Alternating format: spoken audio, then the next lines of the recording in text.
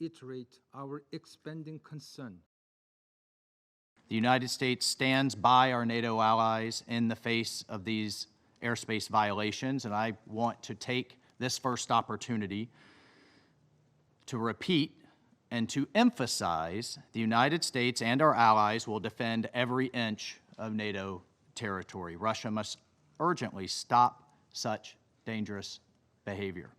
At a time when President Trump in the United States has been focused and spent an enormous amount of time and effort to end this horrific war between Russia and Ukraine, we expect Russia to seek ways to de-escalate, not risk expansion.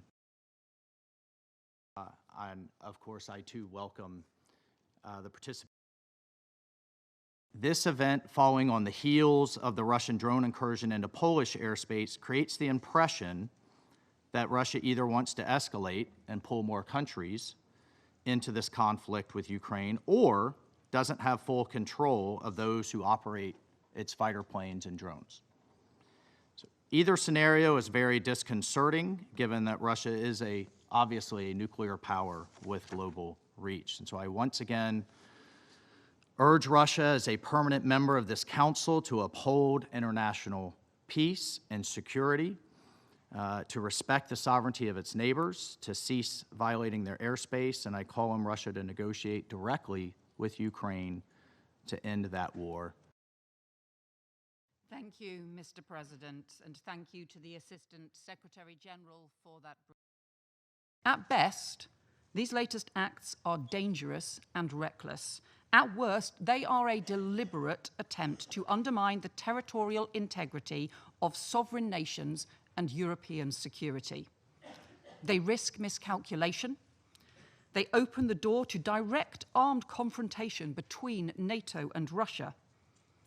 NATO's combined strength is unparalleled, and its determination to defend peace and security in Europe is unshakable. Of this, Russia must be in no doubt. And I commend the resolute and firm response of Estonia, Poland, and Romania, and all NATO allies. I welcome the launch of Eastern Sentry on 12th of September to ensure the safety and security of the Alliance's eastern border, and I'm proud that UK aircraft are taking part. Concerned by the most recent in a series of deeply alarming incidents. And to those nations and to all NATO allies, I say, the United Kingdom stands in full solidarity with you at this time and always.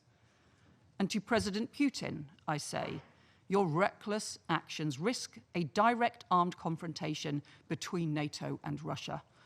Our alliance is defensive, but be under no illusion.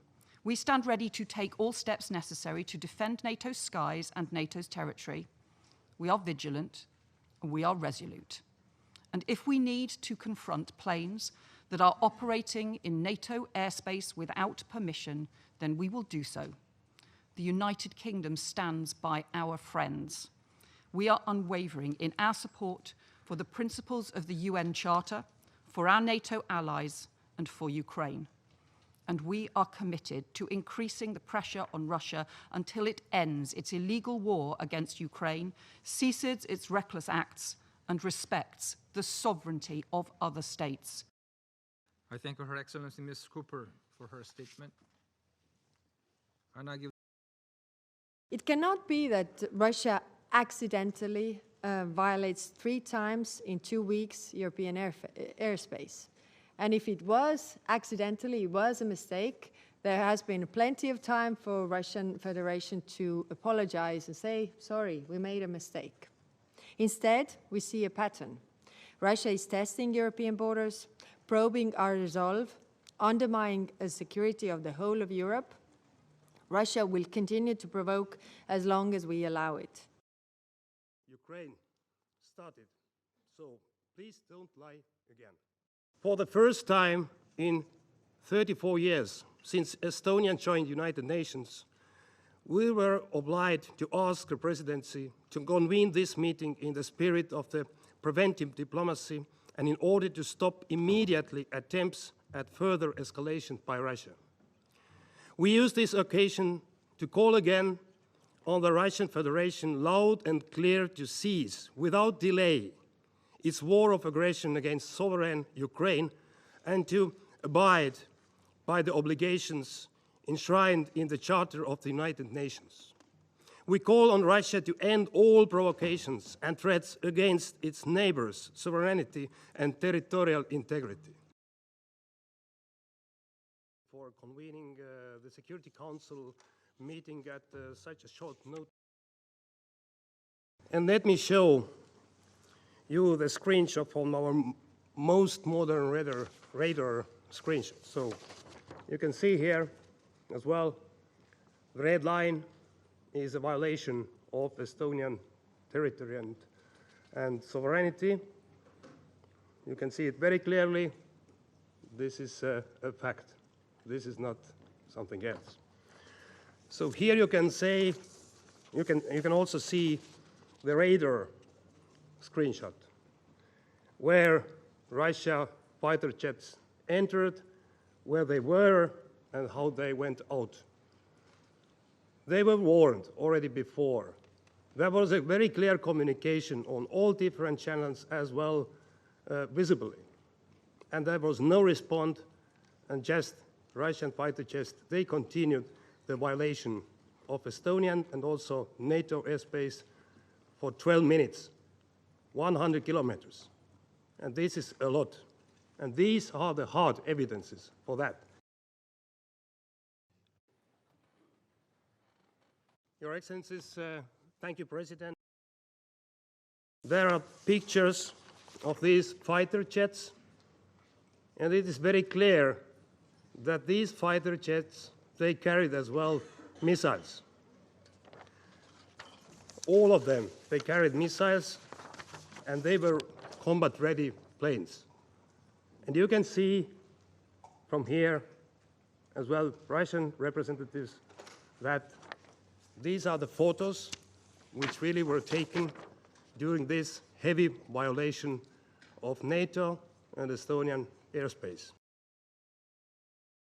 And I also would like to thank ASG Jensa for his valuable. The Russian war machine can only be stopped through strength, not weakness. Wait and see is not a strategy. Let's abandon wishful thinking. Russia poses an existential threat to Europe, and it will not disappear if we close our eyes. The Republic of Poland. I have only one request to the Russian government. If another missile or aircraft enters our space without permission, deliberately or by mistake, and gets shot down and the wreckage falls on NATO territory, please don't come here to whine about it. You have been warned. Thank you. Несмотря на очевидный диагноз, а между тем факты свидетельствуют о том, что 19 сентября 3 российских истребителя МиГ-31 осуществили плановый перелет из Карелии на аэродром, расположенный в Калининградской области, который выполнялся строго в соответствии с международными правилами использования воздушного пространства. Российские воздушные суда не отклонялись от согласованного маршрута и не пересекали воздушное пространство Эстонии. Их траектория проходила над нейтральными водами Балтийского моря, на удалении более 3 километров от острова Вайндла. Это подтверждается данными средств объективного контроля. Содержащиеся в этих словах, в Европе предпочли пропустить его мимо ушей. В общем, бывшие наши европейские партнеры, хотите истерить, нагнетать и продолжать бездоказательно в чем-то нас обвинять – дело ваше. Но это без нас. Мы в этом театре абсурда участвовать не намерены.